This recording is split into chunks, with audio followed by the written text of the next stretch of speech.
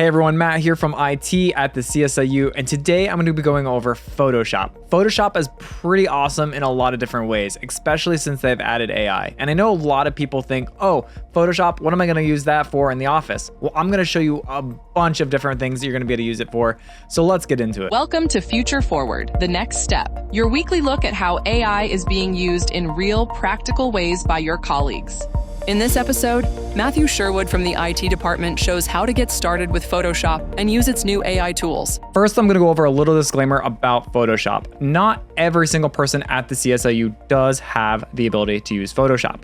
But I will say that if you have the ability to use Acrobat, then there's a pretty good chance that you have the ability to use Photoshop. The first thing you're going to want to do is to locate the Creative Cloud icon. If you find a Creative Cloud icon, it's going to ask you to sign in if you're not signed in. Once you're signed in, you're going to be able to access a bunch of different apps. But today we're going to be talking about Photoshop. Once you see the Photoshop icon, it's the icon with the P and the S.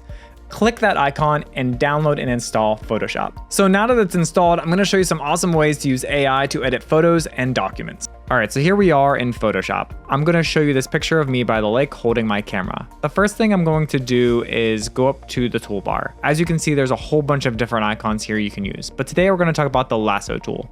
If you don't see the lasso tool, you're able to select it if you hold the third icon down. Now I'm going to go around the camera here with the lasso tool, and I'm going to select generative fill. And I'm going to put holding a backpack. You're going to be prompted with you're going to be using generative AI, accept that, and then it's generating your backpack for you or whatever you decide to put into the prompt. Wait for it to finish, and then you have yourself a backpack. And there's also a multiple different ones you can pick from, and if you don't like any of those, you can regenerate and make a new one. And as you can see here, we've regenerated, and now we have a new set of backpacks, and you can pick your favorite one. And that's just one way that you can use generative AI to edit your photos inside of Photoshop. Be creative and think of your own special ways to edit your photos and make them yours. And don't think it ends there. You can also use Photoshop inside documentation as well. Say you have a document that you only have a physical copy of.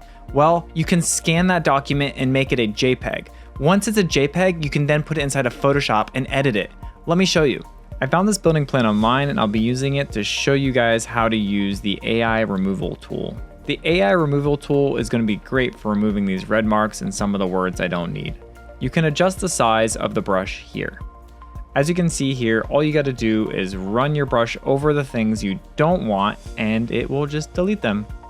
Here's another example of how you can use that same exact tool to clean up another document. As you can see here, someone wrote on this document with pen or marker, and you can easily clean it up with the AI removal tool. And then what's really awesome is you can plug this back into Adobe, make it a PDF, and also edit the text. So now you went from a copy that you made from a scanner, now back to a digital copy, just like a Word document. And there you have it. This is just another creative way to use AI in your daily workflow. Got a cool way you're using AI? We'd love to feature your story. Contact Tyler Germer at tgermer@csiu.org to be part of a future episode.